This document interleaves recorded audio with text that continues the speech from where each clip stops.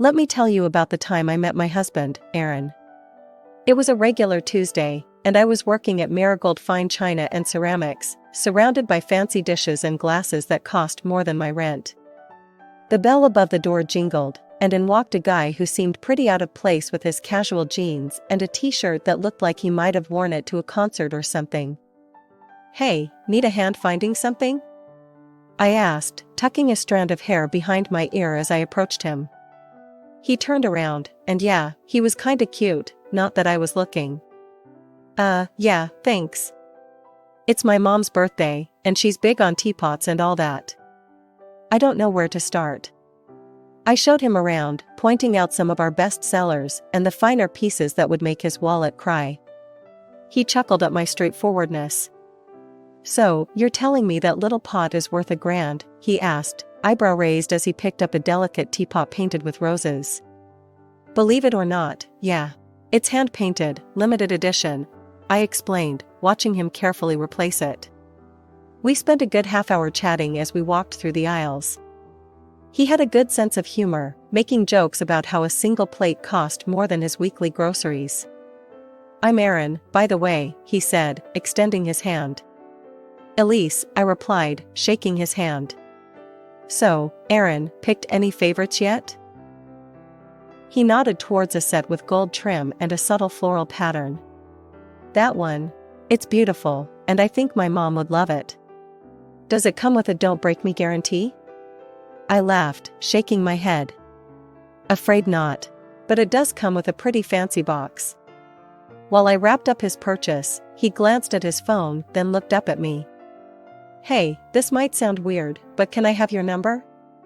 You've been really helpful, and, I don't know, maybe I could get your advice on something else?" "Like what? More teapots?" I joked, handing him his bag. "Or maybe just a cup of coffee," he countered with a smile. I wrote down my number, still thinking he was just being polite. Guys like him didn't really go for girls like me, ones who spent their days selling overpriced china to people who had too much money. But the next morning, he called. The coffee date with Aaron wasn't just coffee. Turned out, the guy had a knack for making me laugh, and before we knew it, we were grabbing dinner instead of just a caffeine fix. "So, Elise, tell me something. How does someone with a no-bullshit attitude end up selling fancy plates to rich folks?" Aaron asked as he sipped his coffee, watching me over the rim of his cup. I shrugged, poking at my salad. "Gotta pay the bills somehow. Plus, it's kind of fun watching people freak out over which set of plates will impress their snooty friends more." He laughed, that hearty kind of laugh that made you want to join in. "Fair enough. You're pretty down to earth. I like that." The conversation flowed as easily as the coffee. We talked about everything, movies, books, our crazy families. He shared stories about his job as an architect, and I told him about my dreams of maybe opening a little cafe someday. "Wait, you cook?" he asked, eyebrows raised. "More like I bake. Cupcakes, pies, you name it. My grandma taught me," I confessed. "Damn, a baker and a plate expert? That's some combo." It felt good, you know? Being with someone who got my kind of humor and didn't expect me to be anything but myself. We started seeing each other more and more after that night, movies, walks in the park, the occasional concert when we felt like splurging. One evening, a few months in, we were at his place, a modest but cozy apartment he'd designed himself. We were on the couch, a movie forgotten on the TV as we talked about our days. Today was nuts. This lady spent an hour deciding between two identical teapots. I mean, they were literally the same, Aaron. How does that even happen? I vented, still amused by the absurdity of it. He grinned, pulling me closer. Maybe she was just trying to make a perfect choice. Kind of like how I feel with you. That caught me off guard, and I looked up at him, trying to figure out if he was joking. But he was serious. "What do you mean?" "I mean, every day with you feels like I'm making the right choice. No second guessing, no regrets. It's easy with you, Elise." It wasn't just the words, but the way he said them, like it was the simplest truth in his world. That night, we kissed for the first time, right there on that couch, and it felt like everything just clicked. Months flew by, and soon a year had passed. Aaron and I were inseparable, and I knew I was falling hard. It was on our first anniversary that he surprised me. We went back to the same coffee shop where we'd had our first date. "Elise, I've got something for you," he said, handing me a small, beautifully wrapped box. Inside was a key. I looked up at him, puzzled. "It's a key to my apartment. I want you to move in, if you're up for it," he explained, his eyes searching mine for any hint of hesitation. I didn't need to think twice. Yes, I'd love to. And just like that, we started a new chapter together. Life with Aaron was as natural as breathing. He never made me feel like just a girlfriend. I was his partner, his equal. We had our moments, sure, like any couple. But even when we argued, it was never long before one of us was cracking a joke, breaking the tension. He loved my baking, always praising even my most disastrous attempts. "Elise, you could burn water, and I'd still eat it," he'd tease, and I'd throw a dish towel at him, laughing. That's how it was with us. No pretenses, no drama, just two people who got each other, building a life together one day at a time. When Aaron proposed, it was simple, no big dramatic gesture, just us on the couch with a ring and him saying, "So, you want to make this official or what?" I laughed and said yes, 100 times yes. The wedding planning flew by, thanks mostly to his mom, Judy, who was a saint. She helped me pick out the dress, the flowers, everything. Aaron's dad, Mike, was seriously ill with cancer, but he was hell-bent on being there. "Wouldn't miss seeing you in that dress for the world," he joked with a wink that made me blush and laugh. The big day was a blur of smiles and tears. Mike, pale but smiling, managed to make it. Every moment felt like something out of a dream, except for Aaron's sister, Claire. She was there, all right, dressed to the nines, and looking like she'd rather be anywhere else.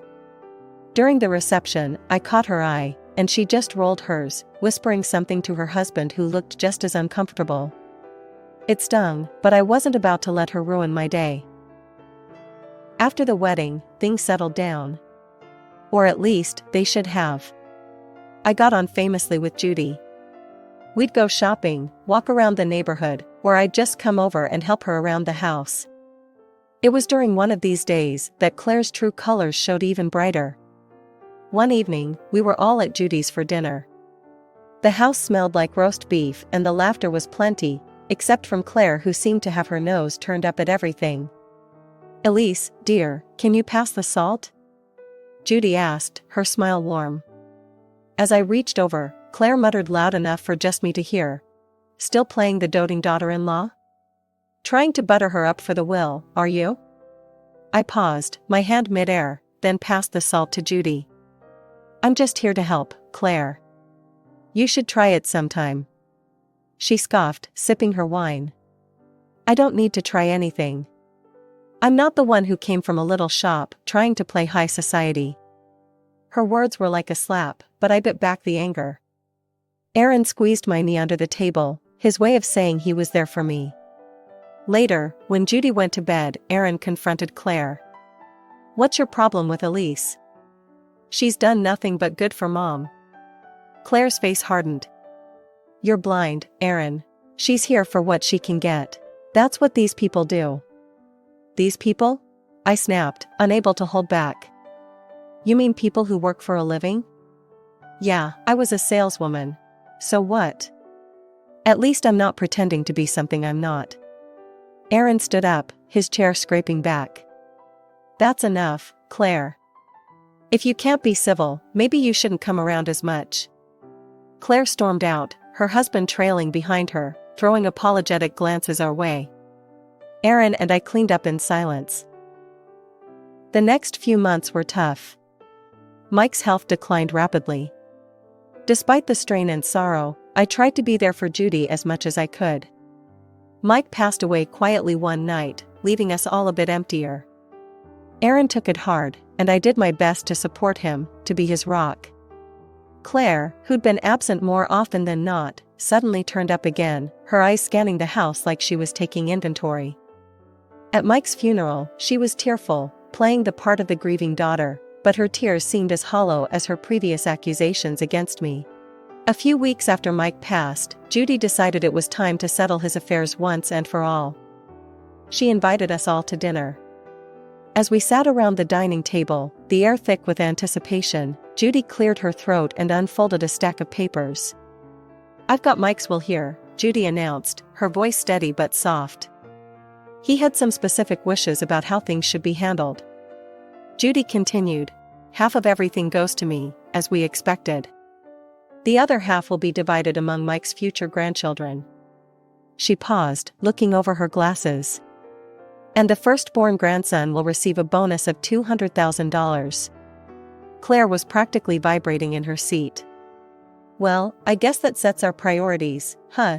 she said, half joking but with a greed I hadn't seen so openly before. "Let's not make hasty decisions," her husband muttered, but Claire was already on a roll. "This means we start trying seriously, babe. It's important," she insisted, her voice tinged with desperation that didn't suit the dinner table. From then on, Claire's obsession with conceiving became the focal point of her life. Every family gathering, she'd update us on their progress, or lack thereof, with a frankness that bordered on uncomfortable. "We've been to 3 specialists this month alone," Claire complained one evening as we all tried to enjoy a quiet dinner. "Do you have any idea how much this is costing us?" Her fixation deepened when they moved on to artificial insemination. The hormonal treatments took a toll on her, physically and emotionally. She gained weight, which only fueled her frustration and desperation. Her struggles cast a shadow over our family meetings. Claire's obsession with getting pregnant overshadowed even simple conversations. It got to the point where I found excuses not to attend gatherings, especially if I knew she'd be there in one of her moods. Aaron tried to stay neutral, but even he was wearing thin. "She's my sister, but I can't deal with this every time we see them," he confessed one night as we lay in bed, staring at the ceiling. "I know, love. Maybe give her some space? She's got a lot on her plate right now with all the treatments and pressure," I suggested, though I felt for Claire, her behavior made it hard to be around her. As time wore on, Claire's single-minded pursuit of motherhood began to isolate her, even from those who wanted to support her. All we could do was watch and wait, hoping that something would give, for better or worse. The day Claire announced her pregnancy should have been purely joyful. "I'm pregnant," she declared during a family brunch, her eyes scanning the table for our reactions. Aaron and I offered our genuine congratulations. "That's great news, Claire. Really happy for you guys," Aaron said, passing her a smile across the table. I nodded in agreement, trying to add warmth to the tense air. Despite our attempts at keeping things friendly, Claire seemed to brew a storm inside her, always ready to snap. Her mood swings were wild, and every small thing set her off. The family tiptoed around her, but I bore the brunt of her sharp tongue more than anyone else. I learned to keep my distance, but that was about to become harder. One morning, feeling unusually queasy, I took a pregnancy test. The positive result left me stunned and elated. I shared the news with Aaron, who was over the moon. "We're going to have a baby," I whispered, and we held each other, lost in our little bubble. We decided to share the news with Judy first, hoping for a moment of happiness amid the ongoing tensions. Walking into Judy's house, hand in hand, we found not only Judy but also Claire, who'd apparently come over earlier. "Mom, Elise has something to tell you," Aaron began, his voice filled with pride. I smiled, a bit nervous about Claire's presence. "I'm pregnant, Judy. We just found out." Judy's face lit up with delight. "Oh, my darlings, that's wonderful. 2 grandchildren on the way." But Claire's reaction was far from congratulatory. Her face drained of color, and her lips thinned. "You planned this, didn't you?" she hissed, her voice low and menacing. "Trying to steal my thunder and my child's inheritance." I froze, shocked by her accusation. "Claire, that's not true. It just happened." Her voice escalated, and she stood, pointing a shaking finger at me. You're lying. This is all a setup. You want the money, that's all you've ever wanted.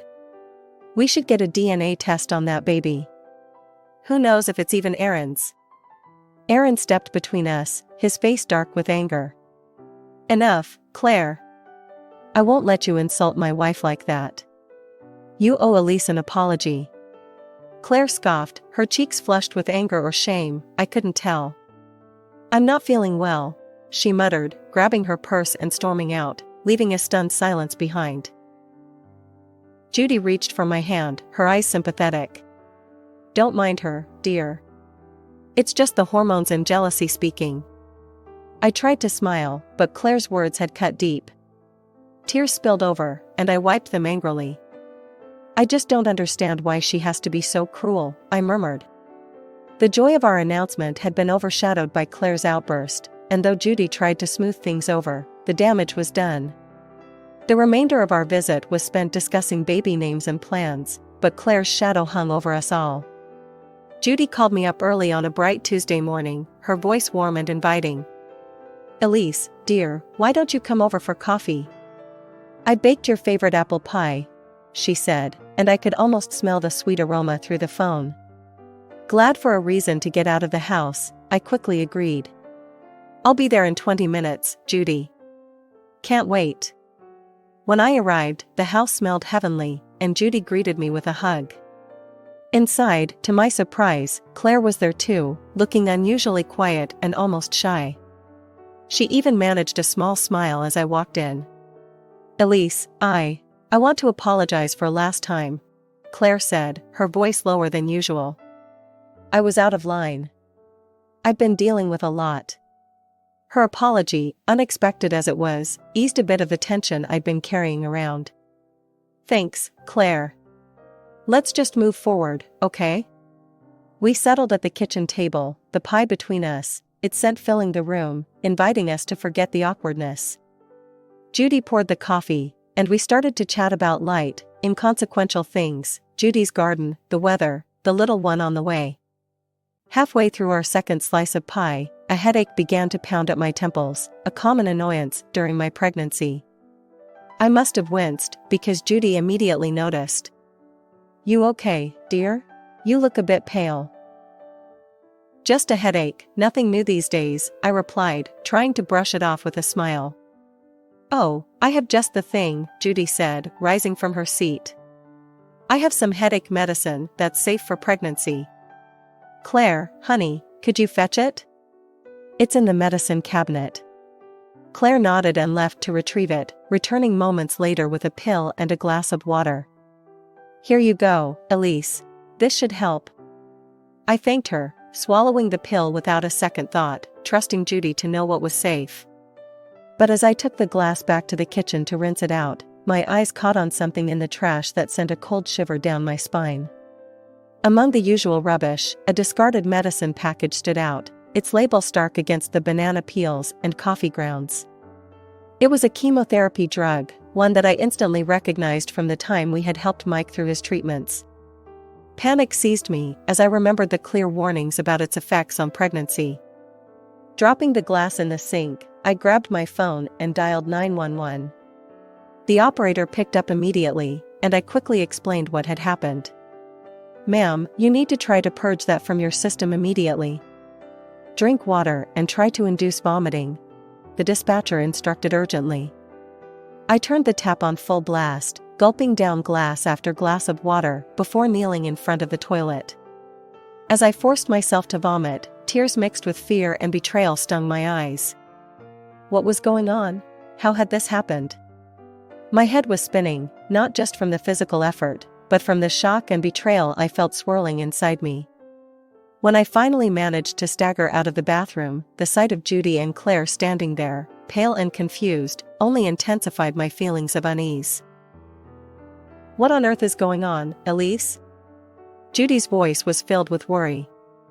Claire, on the other hand, looked like she was seeing a ghost, her face drained of all color. I found something in the trash, I managed to say between gasps. It was Mike's chemotherapy drugs.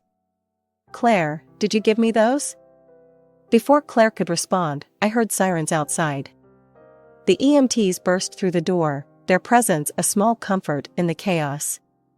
As they started to check on me, I dialed Aaron's number with trembling fingers. "Aaron, I need you here," I choked out as soon as he answered. He was at my side within minutes, his face etched with concern. "What happened?" he demanded, looking from me to his sister and mother. I think Claire gave me something dangerous. Not just a headache pill. I found the chemo meds in the trash right after taking what she gave me, I explained hurriedly. Claire's reaction was immediate and defensive. "You're being dramatic, Elise. I just gave you what Mom told me to. Why would I do something to hurt you?" But her words didn't sit right with anyone, not with the evidence of the discarded medication packaging that was strictly for cancer treatment. Judy, struggling to keep up, finally said, "I told her to give you paracetamol, I swear." "Claire, please tell me you didn't. Why are we even discussing this? She's just trying to get attention." Claire interrupted, her voice rising in panic. That's when Aaron stepped in, his tone icy. "We're calling the police. We need to sort this out properly."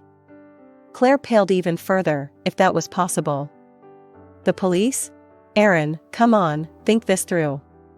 She's making a mistake." But it was too late.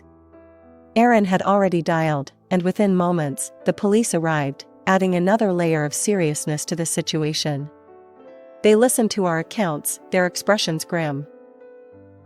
"Ma'am, we'll need to take that package of medicine for fingerprints," one of the officers said after I pointed out the trash where I had seen the discarded drugs.